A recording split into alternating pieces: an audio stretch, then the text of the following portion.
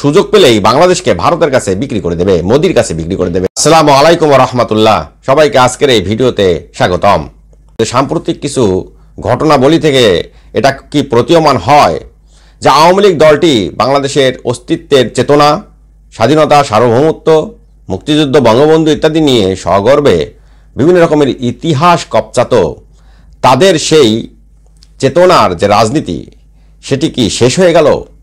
আমরা সাম্প্রতিক কিছু ঘটনাবলী থেকে এটা বিশ্লেষণ করব। আমরা দেখি যে আওয়ামী লীগ তাদের যে নেতাকর্মী তাদেরকে যেখানেই জড়ো করা হোক না কেন গত 15.5 বছর তারা চেতনা কপচাত।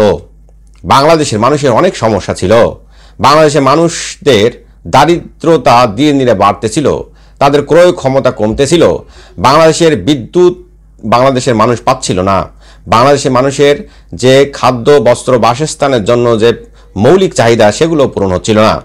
অন্যদিকে বিভিন্ন সভা, সেমিনার এবং টক শোতে আওয়ামী লীগের নেতাকর্মী উপস্থিত হলেই তারা চেতনা কপচাত। 71, মুক্তিযুদ্ধ, বঙ্গবন্ধু ইত্যাদি কথাবার্তা দিয়েই তারা সেই সমস্ত অনুষ্ঠান শেষ করে ফেলত। কিন্তু মানুষের যে তাদের যে দাবি দাওয়া, চাহিদা, এগুলো তারা সর্বদাই অবজ্ঞা করত এবং তাদের সাথে যারা মত দিত না, বিরোধী মত ছিল, তাদের সবাইকে তারা রাজাকার বলতো, বাংলাদেশের অস্তিত্বে বিলীন করে না বলতো, তারা বাংলাদেশ সেই মানুষদেরকে পাকিস্তান চলে যেতে বলতো। কিন্তু আমরা দেখেছি যে যাদেরকে রাজাকার বলা হতো তারা কখনোই পাকিস্তানের কোনো প্রধানমন্ত্রী, পাকিস্তানের কোনো প্রেসিডেন্টকে তারা পোস্টার ফেস্টুনে নিয়ে কোনো মিছিল করেনি কিংবা তারা পাকিস্তানেও চলে যায়নি। মূলত তারা বাংলাদেশের প্রতি তাদের শ্রদ্ধা, সম্মান, বাংলাদেশকেই তারা ভালোবাসে।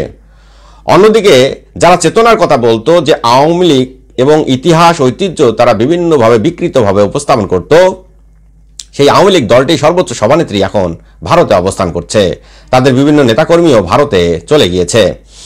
সম্প্রতি ভারতের যে প্রধানমন্ত্রী নরেন্দ্র মোদি উনি আমেরিকাতে ভিজিট করেছেন, সেখানে বাংলাদেশিরা যারা ছিলেন আওয়ামীপন্থী তারা এই হিসাবে মিছিল করেছেন যে তারা মোদিকে সেখানে ওয়েলকাম জানাচ্ছেন এবং ব্যানার ফেস্টুনে মোদির ছবি। এখান থেকে প্রতীয়মান হয় যে কারা বাংলাদেশকে সত্যিকার অর্থে ভালোবাসে।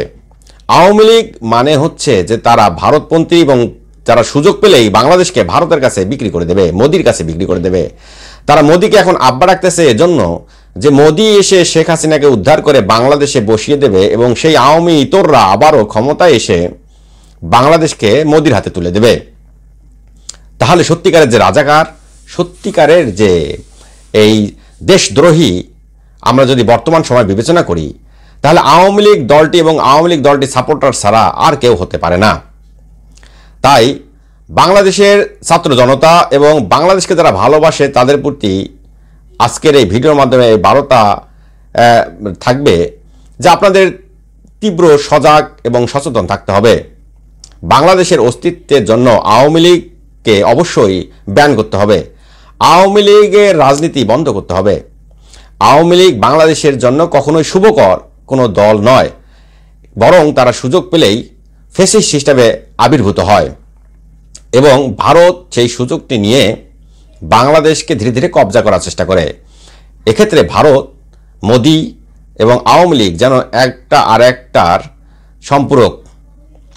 তাই আমাদের সর্বোচ্চ পরিমাণে সজাগ থাকতে হবে। প্রিয় দর্শক, আজকে আমরা যে দুটি বিষয় নিয়ে আলোচনা করলাম তা হচ্ছে যে শেখ হাসিনা যে একজন মহাদানব হিসেবে আবির্ভূত হয়েছিলেন, এই দায়ভার পুরোটাই শেখ হাসিনার নয়, বরং শেখ হাসিনার চারদিকে যারা ঘিরে রেখেছিলেন, তাকে তোষামত করতেন, সুবিধা নিতেন, তারাও দায়ী এবং তাদেরকে যখন গ্রেপ্তার করা হবে এই দায়ভার শেখ হাসিনার উপর চাপিয়ে সেখান থেকে তারা রক্ষা পাওয়ার কোনো সুযোগ নেই, বরং তাদের কৃতকর্মের ফল তাদেরকে ভোগ করতে হবে।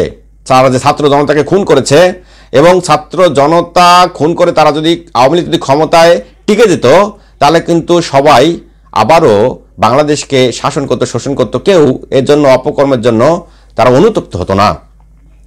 এরপর আওয়ামী লীগ যে চেতনার কথা বলে এবং সাধারণ মানুষকে রাজাকার হিসেবে আখ্যা দেয়, আমরা সাম্প্রতিক বিষয়ে দেখতে পেলাম যে আওয়ামী লীগই বরং বাংলাদেশের অস্তিত্বের জন্য হুমকি স্বরূপ।